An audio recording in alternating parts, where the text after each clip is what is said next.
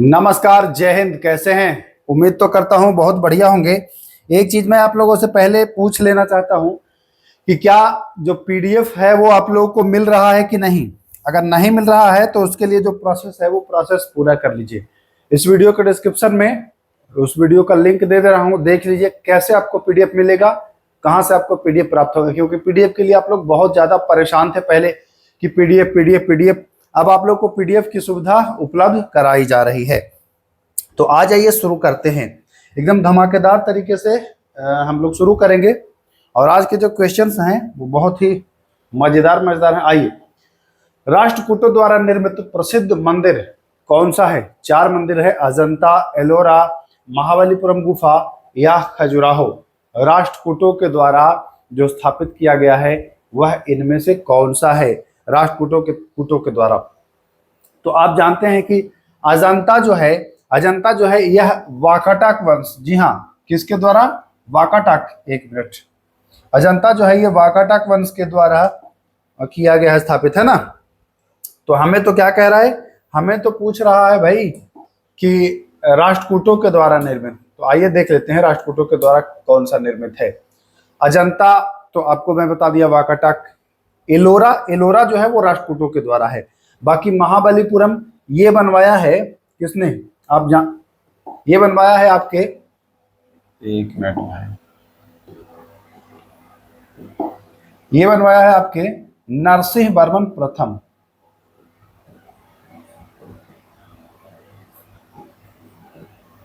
यह बनवाने वाले हैं नरसिंह वर्मन प्रथम, ठीक ना। यह आपका वाकाटक के द्वारा मिलेगा, एलोरा मिलेगा राष्ट्रकूटों के द्वारा। और खजुराहो चंदेल शासकों के द्वारा, है ना।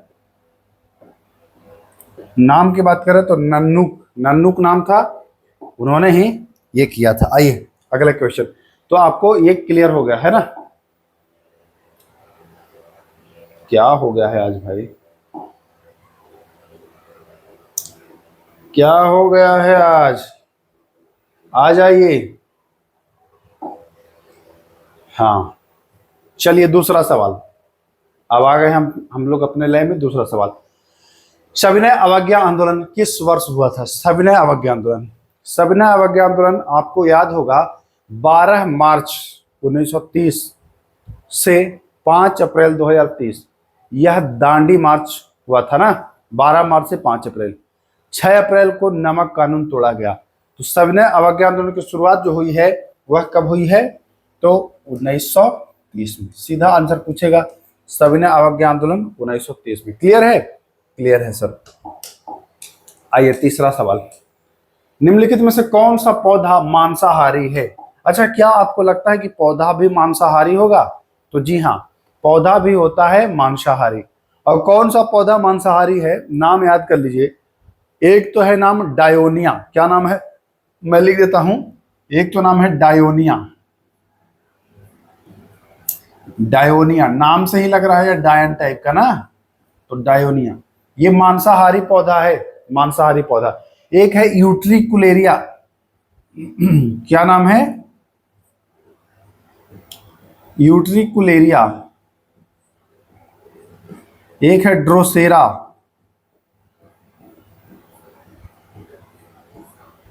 ये सारे जो है मांसाहारी। और इसमें भी एक है वीनस फ्लाई ट्रैप। जी हाँ, वीनस फ्लाई ट्रैप यह भी एक मांसाहारी पौधा है।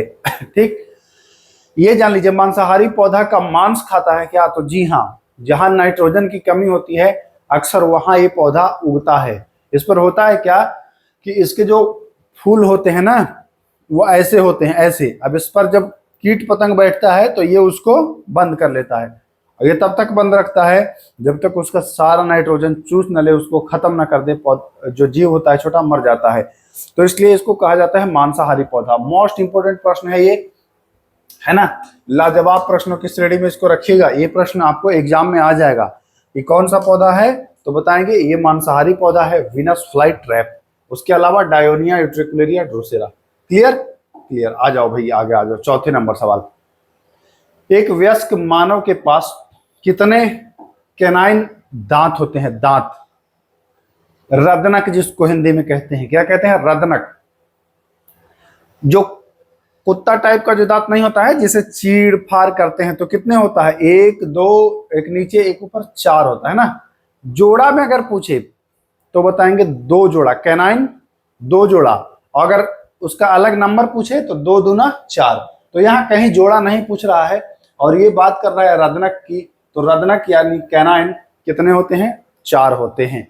कितने होते हैं? चार होते हैं। अच्छा, डेंटल सूत्र जानते हैं क्या आप? डेंटल सूत्र जानते हैं? डेंटल सूत्र जान लीजिए। कुल 32 होता है ना, कुल 32 होता है।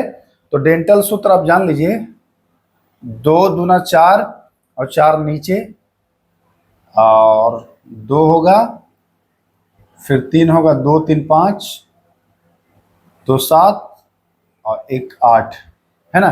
23 21, 23 21 एक साइड का है। 23 21, 23 21 का मतलब क्या? दो तीन दो एक, और फिर इधर भी ऐसे ही रहेगा, दो तीन दो एक।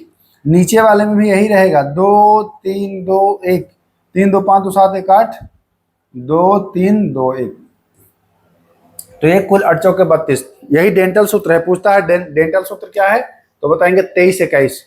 अब ये मत समझिएगा कि 23 21 क्या है, तो अब समझ गए होंगे आप डेंटल सूत्र। डेंटल सूत्र 23 21। निम्नलिखित में से कौन सा जीव अंडज है? अंडज मतलब अंडा देता है, तो जान ही रहे साहब, चूहा अंडा नहीं, खरगोश नहीं, बंदर नहीं, ये सब बच्चे देते हैं। तो बड़ा इजी प्रश्न ये बीच में आ गया, पता नहीं कहां से। हाँ, भारत में पहला पनबिजली शक्ति केंद्र, भारत में पहला पनबिजली शक्ति केंद्र यह 1897 में स्थापित हुआ था। कहाँ में हुआ था भैया? ऑप्शन देखिए आपके पास, पाईकाड़ा है, दार्जिलिंग है, भाखड़ा नंगल है, या शिव समुद्र। तो ये है 1897 में बना था, और ये हो जाएगा आपका दार्जिलिंग। तो बढ़िया प्रश्न है, स्टार लगा दे रहा हूं, नोट कर लीजिएगा। प्रश्न वैसे लाया हूं जो आपको एग्जाम में भेटाएगा, डायरेक्ट भेटाएगा। देखिए, टेस्ट सीरीज आप यहाँ लगाइए, उसके अलावा मैं आपको टॉपिक वाइज भी अब जल्दी शुरू कर दूंगा कि एक एक टॉपिक हफ्ते में 4-5 टॉपिक आपको ऐसा ऐसा दूंगा जो एग्जाम में डायरेक्ट आपका भेटा जाएगा। तो महीने में लगभग आपका 20 टॉपिक ऐसे हो जाएगा। हमारा टारगेट है 100 टॉपिक आपको ऐसे में करा दूं, ताकि वो भी आपका एग्जाम के दृष्टिकोण से परफेक्ट हो जाए, आप कहीं से भी कमजोर ना महसूस करें। और हाँ, एक चीज मैं फिर बता दूं, आप केवल किसी के सहारे मत बैठिएगा। अगर हमसे पढ़ रहे हैं तो केवल हमारे सहारे नहीं रहिएगा, किसी से भी कहीं ना कहीं पढ़ ही रहे होंगे तो उनके सहारे मत रहिएगा। आपको खुद से भी, जो आपके पास किताब है, लूसेंट, क्राउन, स्पीडी, चाहे जो भी हो, उसको पूरा आप अपने तरफ से एकदम पूरा रैप्टा मारिएगा, फुल एनर्जी के साथ उसको पढ़िएगा। ये नहीं कि उसके सहारे हैं तो वही बेड़ा पार लगाएगा, ऐसा कभी मत करिएगा, नहीं तो रिजल्ट नहीं होगा, सीधी बात। रेड मिट्टी सबसे अधिक कहां पाया जाता है? लाल मिट्टी। इन ऑप्शन के अकॉर्डिंग तो लाल मिट्टी सबसे ज्यादा कहां पाया जाता है? तो लाल मिट्टी पाया जाएगा कहां? तमिलनाडु में। काली मिट्टी कहता तो महाराष्ट्र या गुजरात हम जा सकते थे, लेकिन लाल मिट्टी कह रहा है तो लाल मिट्टी तमिलनाडु, ठीक ना। तो ध्यान रखिएगा, लाल मिट्टी तमिलनाडु में। आ जाइए आगे। पाराद्वीप, पाराद्वीप क्या है भैया? तो पाराद्वीप बंदरगाह भी है ना, और यह उड़ीसा में है। पूछता है पाराद्वीप कहाँ में है, बहुत इंपॉर्टेंट है, बहुत बार ये पूछा गया है दरोगा में, तो ध्यान रखिएगा, पाराद्वीप उड़ीसा में है। कुछ प्रश्न जो हैं वो बहुत इजी हैं, लेकिन अब जैसे जैसे आगे बढ़ेंगे तो प्रश्नों का लेवल थोड़ा सा आपको मिलना शुरू हो जाएगा। आइए, बिहार का कौन सा शहर गंगा नदी के किनारे नहीं बसा है? तो देखिए, पटना तो गंगा नदी के किनारे है ही बसा, भागलपुर है ही, मुंगेर है ही, गया जी, गया जी जो है यह फाल्गु नदी के किनारे है। किस नदी के किनारे? फाल्गु या निरंजना नदी के किनारे कह लीजिए, ठीक ना। देखिए, गंगा नदी के किनारे जो शहर बसे हैं उनका पूछता है, तो नाम याद रख लीजिएगा, वाराणसी, वाराणसी, वाराणसी, हरिद्वार, भागलपुर, प्रयागराज,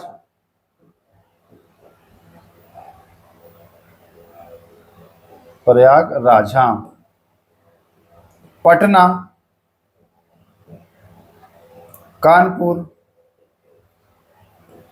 है ना,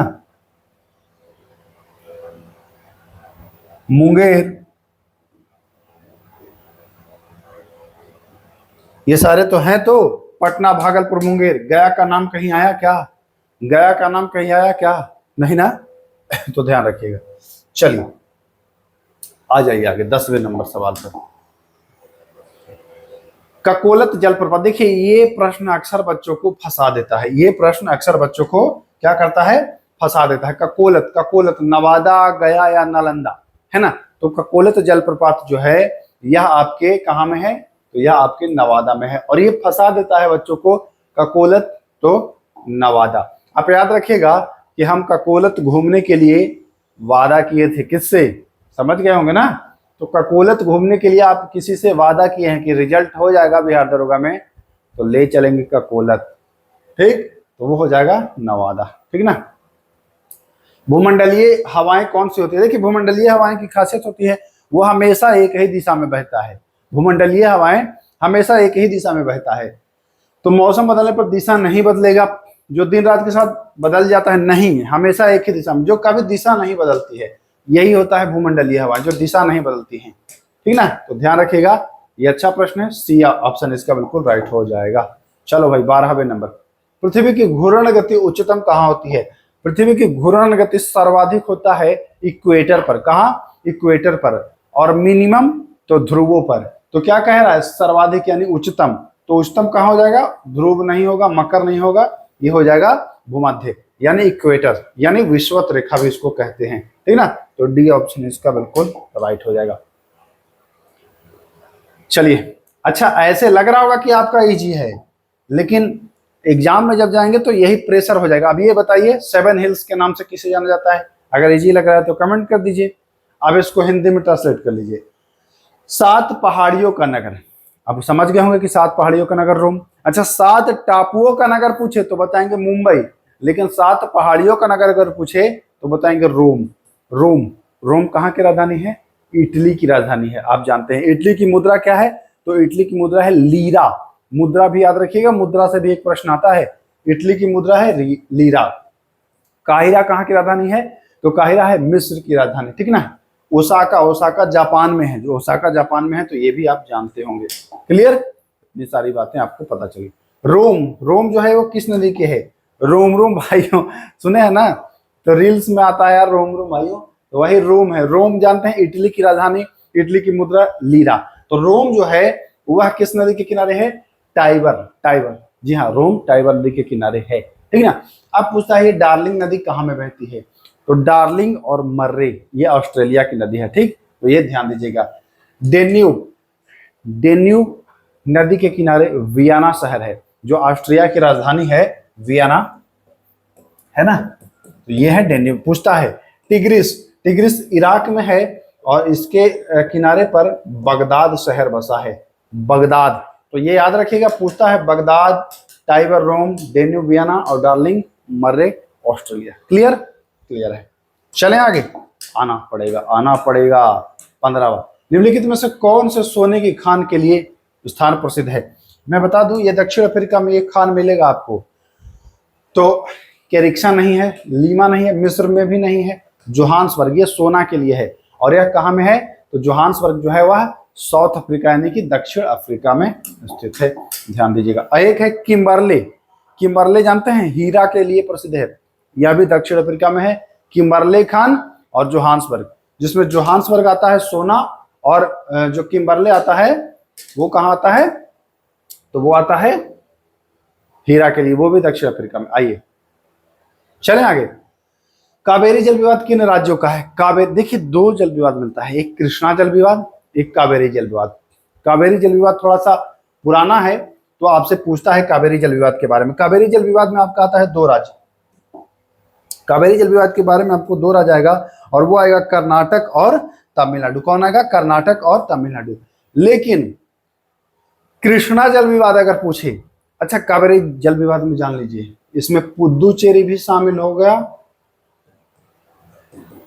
और केरल भी जो है वह शामिल हो गया। तो ये ध्यान दीजिएगा, केरल भी शामिल हो गया और पुदुचेरी भी शामिल हो गया कावेरी जल विवाद में।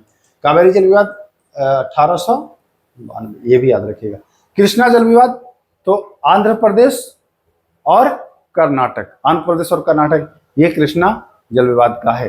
बाकी यहाँ आपको कावेरी जलविवाद पूछ रहा है, कावेरी जलविवाद 1892, और इसमें शामिल कौन कौन हो गया है भैया, तो शामिल पुदुचेरी और केरल भी हो गया है। क्लियर, इसका राइट आंसर क्या हो जाएगा, कर्नाटक और तमिलनाडु। आ जाइए, भारत का सिलिकॉन वैली या सिलिकॉन घाटी, तो बेंगलुरु आप जानते ही हैं, इजी प्रश्न है ये भी। मयूर तख्त या तख्त ए ताउस, मयूर तख्त या तख्त ए ताउस किसने का निर्माण किसने कराया। मयूर सिंहासन के बारे में जानते ही होंगे, कैसे नादिर शाह यहाँ से फिर ले जाता है। ये बहुत मतलब इसको छीनने झपटने वाले लोग बहुत रहते हैं। तो यहाँ से प्रश्न बनता है, इसका निर्माण किसने करा, शाहजहां। शाहजहां के बारे में दो तीन चीजें जान लीजिए। शाहजहां का मूल नाम क्या था, तो शाहजहां का मूल नाम था खुर्रम। क्या नाम था, खुर्रम। अच्छा देखिए, शाहजहां आता है किसमें, तो ये आता है मुगल में। मुगलों में अब अगर हम शुरू से बात करें तो बाबर, हुमायूं, अकबर, जहांगीर, शाहजहां, औरंगजेब, इतने नाम याद रखिएगा। बादशाह, ये ट्रिक भी हो गया, ये क्या हो गया, ये बादशाह, बाबर, हुमायूं, अकबर, जहांगीर, शाहजहां और औरंगजेब, ठीक ना।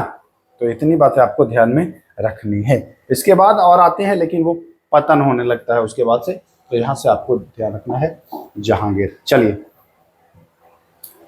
दूसरा आंग्ल मैसूर युद्ध किस संधि से समाप्त हुआ। दूसरा आंग्ल मैसूर युद्ध, पहले आपको ये जानना है कि दूसरा आंग्ल मैसूर युद्ध हुआ कब था, है ना। तो ये 4 साल चला था, 1780 से। मोस्ट इंपोर्टेंट है, जितने आंग्ल युद्ध हुए हैं वहां से प्रश्न बिहार दरोगा में आता ही आता है। 1780 से 1784, ठीक। ये लड़ रहे थे हैदर अली, हैदर अली लड़ रहे थे मराठा मैसूर की ओर से, ठीक ना। अब ये पहला तो देखिए मद्रास की संधि से समाप्त होता है, दूसरा जो होता है वो मैंगलोर की संधि से समाप्त होता है, और ये समाप्त होता है 1784 में। कब समाप्त होता है, 1784 में समाप्त होता है। लेकिन ये जो दूसरा आंग्ल मैसूर युद्ध है, इसी में हैदर अली की मृत्यु हो जाती है 1782 में ही। जैसे 80 से 82 होता है, तो 1782 में इनकी मृत्यु हो जाती है, ठीक ना। फिर इसमें टीपू सुल्तान शामिल होता है, और दूसरा आंग्ल मैसूर युद्ध जो है वह मंगलोर की संधि के तहत जो है वह समाप्त हो जाता है। चौथे आंग्ल मैसूर युद्ध में टीपू भी मारे जाते हैं, दूसरे में उनके पिताजी, और चौथे में टीपू स्वयं मारे जाते हैं। तो इतनी बातें आपको ध्यान में रखनी है। कुद नृत्य है जम्मू कश्मीर का, कुद नृत्य कहाँ का है, तो कुद नृत्य है जम्मू कश्मीर का, जान गए आप। किसी वस्तु या सेवा की मांग जो किसी अन्य चीज की मांग का परिणाम है, उसे क्या कहा जाता है, तो उसे कहा जाता है व्युत्पन्न मांग। क्या कहा जाता है, व्युत्पन्न मांग। किसी वस्तु या सेवा की मांग जो किसी अन्य चीज का मांग का परिणाम है, उसे व्युत्पन्न मांग कहा जाता है। किस अर्थशास्त्री ने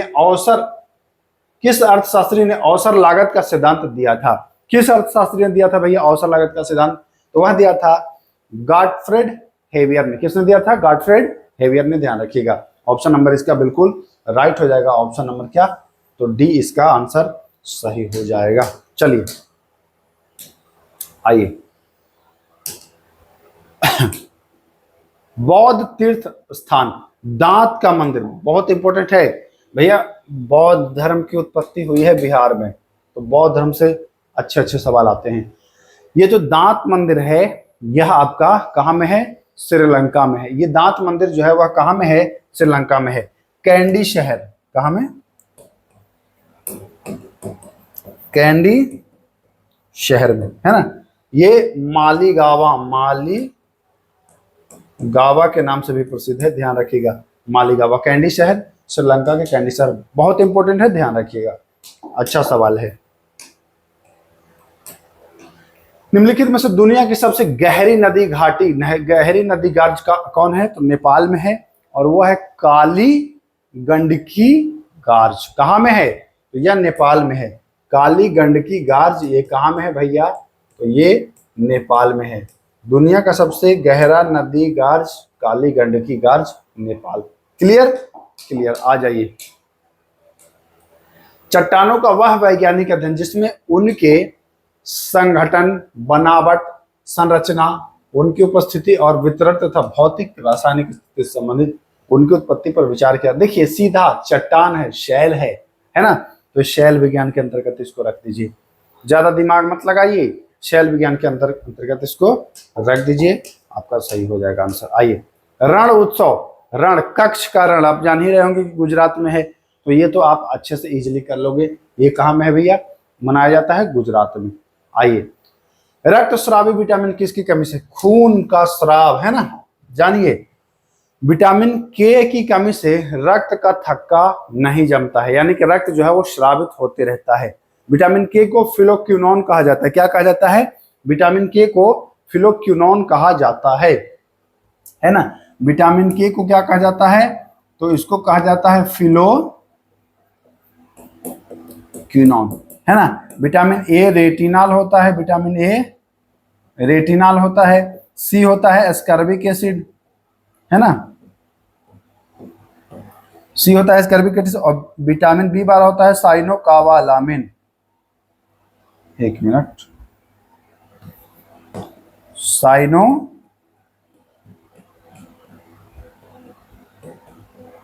कावालामिन। अच्छा, ये कावाला से आता है कोबाल्ट, है ना, तो पूछता है कि किस विटामिन में कोबाल्ट पाया जाता है, तो बताएंगे विटामिन B12, साइनो कावाला, कावाला से कोबाल्ट बनाइएगा, ठीक। ए फिलोक्विनोन, सॉरी के फिलोक्विनोन, ए रेटिनॉल जो रतौंधी वगैरह होता है, सी स्कॉर्बिकम, है ना, खट्टे फलों में पाया जाता है। विटामिन B12 साइनो कावालामिन, ध्यान रखिएगा। आइए, कोशिका के किस भाग में डीएनए का प्रमुख रूप से जमा होता है, तो कोशिका का जो कोशिका द्रव होता है, कहाँ कोशिका द्रव होता है, इसी में क्या होता है, जमा होता है, डीएनए प्रमुख रूप से जमा होता है, कहाँ होता है, कोशिका द्रव में, ठीक ना। अब जान लीजिए कि कोशिका की खोज किसने की थी, सबसे पहला प्रश्न तो यही बनता है। तो कोशिका की खोज की थी रॉबर्ट हुक ने। मैं यहाँ पर लिख देता हूँ, कोशिका के बारे में 2-3 जानकारियां हैं, वो मैं आपको उपलब्ध करा देता हूं। आइए, कोशिका, तो ये आ जाता है रॉबर्ट हुक, है ना। कोशिका की खोज किसने की, तो ये आ जाता है रॉबर्ट हुक ने, ठीक है। अब आगे आइए, कोशिका में केंद्रक, जो ये केंद्रक है, कोशिका में जो केंद्रक है, केंद्रक की खोज कौन कर रहा है, तो ये करेगा रॉबर्ट ब्राउन,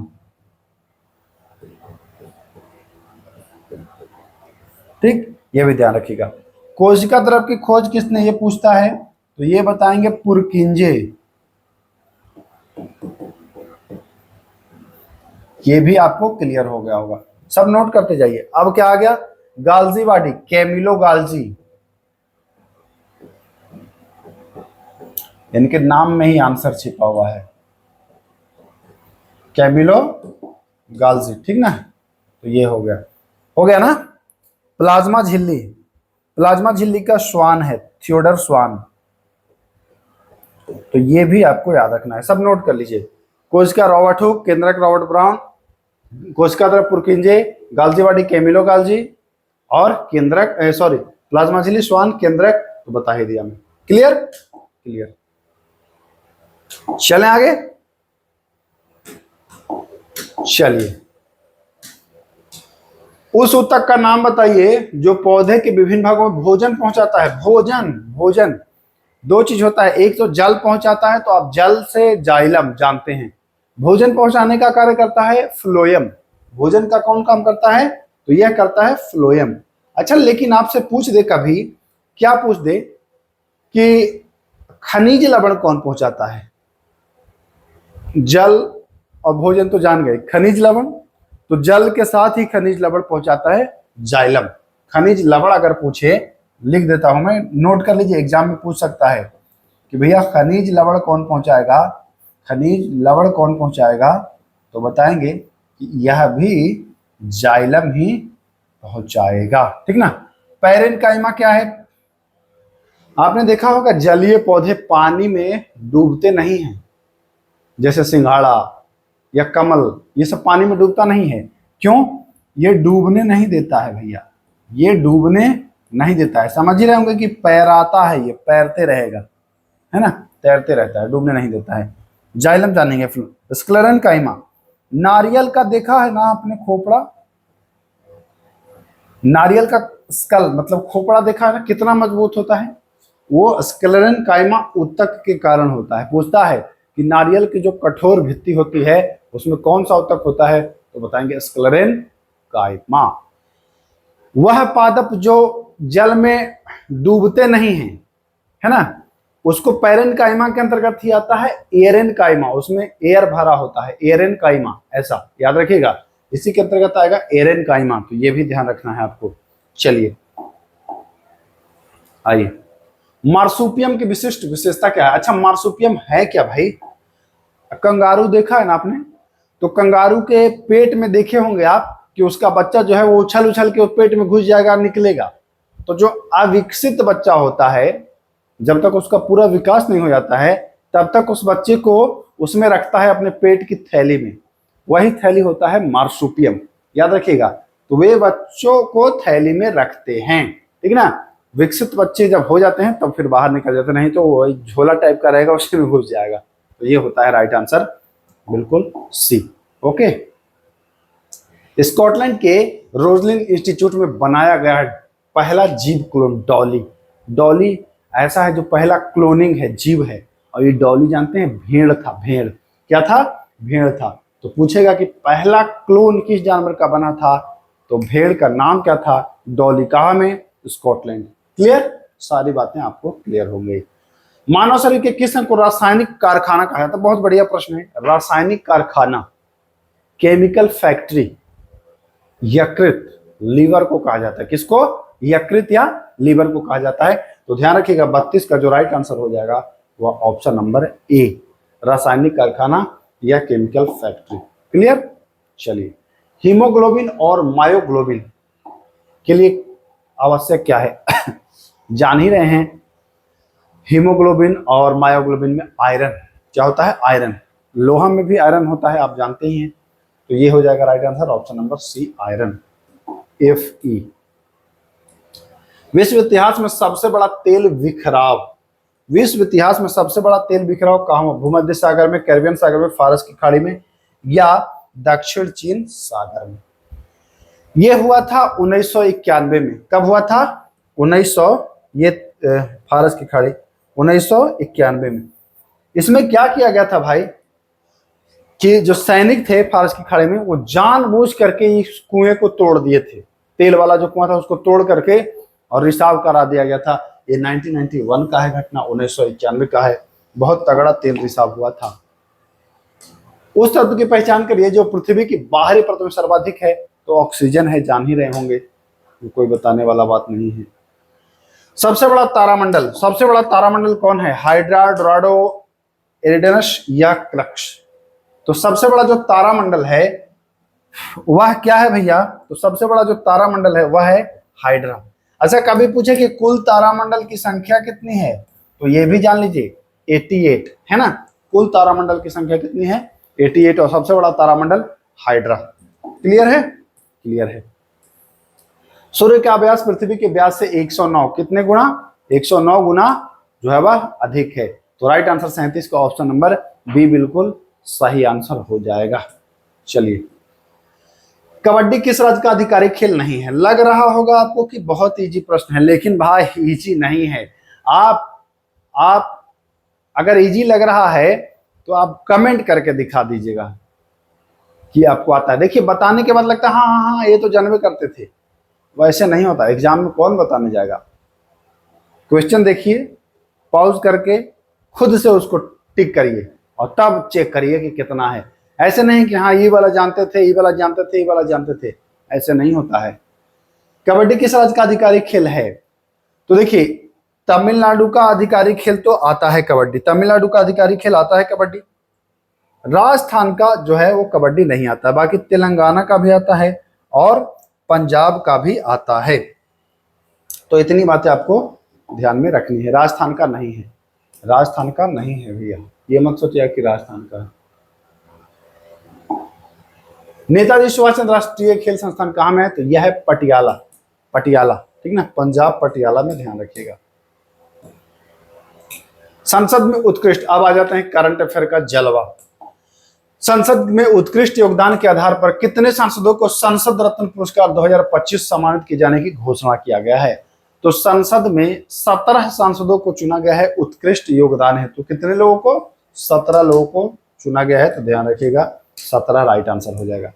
नक्सली गतिविधियों को रोकने और नक्सलवाद को खत्म करने के लिए हाल ही में किस राज्य की पुलिस और सीआरपीएफ द्वारा संयुक्त रूप से ऑपरेशन ब्लैक फॉरेस्ट अभियान चलाया गया? सीधा आपसे पूछेगा कि ऑपरेशन ब्लैक फॉरेस्ट अभियान किसने चलाया? तो सीआरपीएफ और स्टेट पुलिस है ना, स्टेट पुलिस। कौन से राज्य की? यह छत्तीसगढ़ राज्य की। ये चलाया क्यों ऑपरेशन ब्लैक फॉरेस्ट? तो नक्सलियों को मिटाने के लिए, खत्म करने के लिए। आइए, विश्व स्वास्थ्य सभा WHO का 78वां सत्र, कौन सा सत्र है भैया? 78वां सत्र जो आयोजित किया गया है वह किया गया है जिनेवा में। कहाँ में? जिनेवा में आयोजित किया गया है। ध्यान रखिएगा 78वां सत्र। आइए, जर्मनी में आयोजित आईएसएसएफ जूनियर विश्व कप 2025 में किसने भारत के पहला गोल्ड मेडल जीता है? मोस्ट इंपोर्टेंट है, पहला गोल्ड मेडल जीता है और ये कनक बधावर ने जीता है। किसमें जीता है? 10 मीटर एयर राइफल में जीता है इन्होंने, है ना। तो ध्यान रखिएगा, कनक बधावर का संबंध पूछ दे तो बताएंगे। अब राइफल है तो समझ ही रहे होंगे ना, शूटिंग, ठीक। तो याद कर लीजिए कनक बधावर। चलिए आगे आइए। विश्व हाइड्रोजन शिखर सम्मेलन 2025 आयोजन कहाँ में किया गया है? तो ये नीदरलैंड में किया गया है। कहाँ में? नीदरलैंड में किया गया है। विश्व हाइड्रोजन शिखर सम्मेलन 2025 नीदरलैंड। आइए, मई 2025 तक गुजरात की 16वीं शेर जनगणना में कितने एशियाई शेर दर्ज किए गए हैं? जो जनगणना हुआ है मई 2025 में, तो एशियाई शेर की जो गिनती हुई है वो कितनी हुई है ना, गुजरात में। तो यह जो हुई है वह 891। गुजरात में जो एशियाई शेर गिनती किया गया है वह 891 किया गया है। भारत की पहली जंगल सफारी ट्रेन सेवा आपके कहां में शुरू हुआ है? गोवा, यूपी, राजस्थान और हिमाचल प्रदेश। तो सही आंसर जो हो जाएगा वह क्या हो जाएगा? वह आपके उत्तर प्रदेश राइट आंसर हो जाएगा। आइए, 24वां हिंद महासागर रिम एसोसिएशन IORA की बैठक कहां में हुई है? भारत, मालदीव, श्रीलंका या म्यांमार? तो 42वां हिंद महासागर रिम एसोसिएशन की जो बैठक हुई है वह हुआ है श्रीलंका में। कहां में? श्रीलंका में। आइए, चलिए 2-3 चीजें ध्यान दीजिएगा। टेस्ट क्रिकेट में सबसे तेज 13,000 रन बनाने वाले खिलाड़ी कौन बने हैं? है ना, डेरिल मिशेल, KL राहुल, जो रूट, स्टीवन स्मिथ। तो इन सब में क्या अभी तक सबसे कम मैच में 153 मैच में जो रूट के द्वारा लगाया गया है। कितने मैच में? 153 मैच में जो रूट के द्वारा लगाया गया है। वहीं अगर राहुल द्रविड़ की बात करें, इधर मैं लिख देता हूं, तो वो उनके द्वारा 160 मैच में 13,000 रन लगाया गया है। अगर सचिन की बात करते हैं, सचिन तेंदुलकर की, तो 163 मैच में जो है वह लगाया गया है ना। सचिन 163 मैच, राहुल द्रविड़ 160 मैच और जो रूट जो है वह 153 मैच। एक है क्या था, है जैक कालिस, है ना, 159 मैच में इसके द्वारा लगाया गया था, जैक कालिस के द्वारा। तो ये भी ध्यान रखिएगा। बाकी भारत का द्रविड़ याद रखिएगा 159 मैच।